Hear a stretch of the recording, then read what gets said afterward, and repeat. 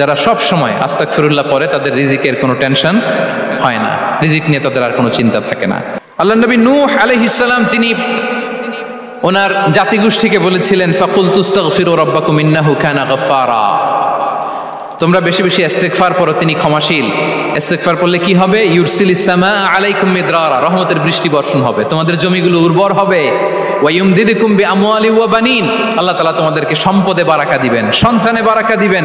ওয়া ইয়াজআল লাকুম জান্নাতিন ওয়া ইয়াজআল লাকুম আনহারা, তোমাদের ফসল ক্ষেতগুলো সবুজ শ্যামল হয়ে ভরপুর হবে, তোমাদের রিজিকে বারাকা নেমে আসবে। তাহলে আমরা যেন বেশি বেশি ইস্তেগফার করি। বিষ্ণু ইসা ইসলাম বলেছেন মান লাযামাল ইস্তিগফার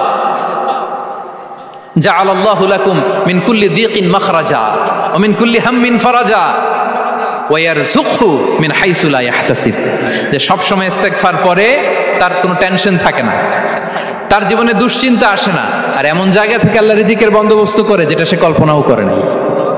সুবহানাল্লাহ বিহামদি। আমরা যেন বেশি বেশি ইস্তেগফার করি। আস্তাগফিরুল্লাহ এটা হচ্ছে ভেরি শর্ট ফর্ম অফ ইস্তেগফার, অথবা পড়তে পারেন আস্তাগফিরুল্লাহ আল্লাযী লা ইলাহা ইল্লা হুয়াল হাইয়ুল কাইয়্যুম ওয়া আতুবু ইলাইহি। সাইয়্যিদুল ইস্তেগফার মুখস্থ আছে না আমাদের? এটা যেন বেশি বেশি পড়ি। ইয়াকিনের সাথে যে সাইয়্যিদুল ইস্তেগফার পড়বে, যেই দিন পড়বে ওই দিন যদি মৃত্যু হয় সে জান্নাতি। কোন রাতে মুকিনান বিহি, ইয়াকিনের সাথে যদি সাইয়্যিদুল ইস্তেগফার কে রিসাইট করে, ওই রাতে যদি সে মৃত্যুবরণ করে, বিষ্ণু বলেন সে জান্নাতি। তাহলে প্রিয় ভাই এবং বোনেরা, আমরা যেন ইস্তেগফার করি।